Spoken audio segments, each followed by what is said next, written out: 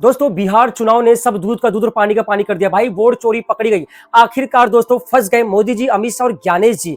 कुल मिला के मेरे भाइयों विपक्ष ने कटाक्ष मारा है मोदी गवर्नमेंट पे, बीजेपी गवर्नमेंट पे और बोला है कि इन्होंने वोट चोरी की है। जैसे महाराष्ट्र में, जैसे दोस्तों हरियाणा में, एक बार फिर से बिहार के अंदर भी वोट चोरी पकड़ी गई।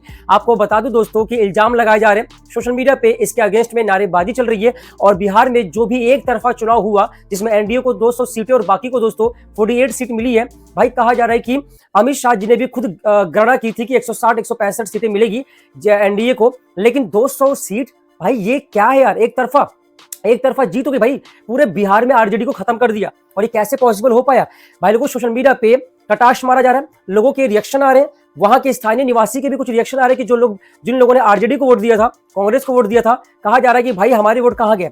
आपको बता दूं कि इल्जाम लग रहे हैं कि वर्ल्ड बैंक से 14,000 करोड़ रुपए का कर्जा लेकर महिलाओं में बांटा गया है। लगभग 1,40,00,000 महिलाओं में 10,000 रुपए बांटे गए हैं, यानी कि वर्ल्ड बैंक से 14,000 करोड़ का लोन। जी दोस्तों, और कब बांटेंगे दोस्तों? कभी 10 लाख महिलाओं को बांटा जा रहा है, कभी 21 लाख महिलाओं को बांटा जा रहा है। आचार संहिता लागू है, उस बीच भी दोस्तों पैसे बांटे गए।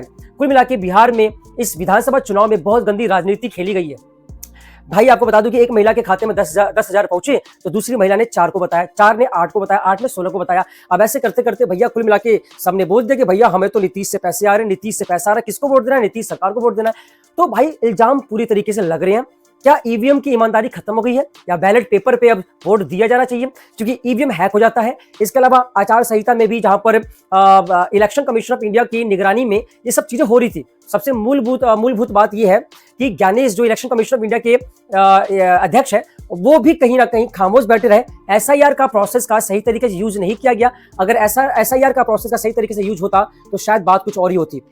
तो भाई लोगों अमित शाह जी पे कटाक्ष मारा जा रहा है, मोदी जी पे कटाक्ष मारा जा रहा है और कहा जा रहा है कि इस बार बीजेपी ने बहुत बड़ा घोटाला किया है, वोट चोरी एक्सपोज। भाई बहुत बड़ा इल्जाम है, ठीक है, और इल्जाम लगा रहे हमारे कांग्रेस के नेता, अन्य पार्टी के नेता। तो गाइस क्या लगता है आपको, क्या वाकई में ऐसा हुआ होगा? कहा जा रहा है दोस्तों कि 10,000 रुपए बांटे गए हैं, 14,000 में बिहार के वोट को खरीद लिया, 14,000 खर्च किया, बिहार के वोट खरीद लिया। साथ ही साथ ये भी कहा जा रहा है कि वोट देते समय बिहार में इनके खुद के वोटर्स भाई ट्रेन में लाद के बुलाए गए बिहार में, जाओ भैया बीजेपी को वोट दो। एक ही बंदे ने 4-5 बारी वोट किया है। महाराष्ट्र में भी उसने वोट किया, दिल्ली में भी उसने वोट किया, हरियाणा में भी उसने वोट किया और भाई साहब अब तो बिहार में भी उसने वोट किया। एक बंदे ने 100 बारी वोट किया भाई। और इसका एग्जांपल तो खुद हमारे राहुल गांधी जी ने तो ब्राजीलियन की मॉडल जो थी ना दोस्तों, उसका भी एग्जांपल सेट करके बताया कि इस बंदी ने 10 बूथ में 22 बार वोट दिया, यानी कि डुप्लीकेसी, लॉट्स ऑफ फेकिंग और वोट, भाई क्या बोलूं यार, मतलब दबा के सारे वोट बीजेपी को गए हैं।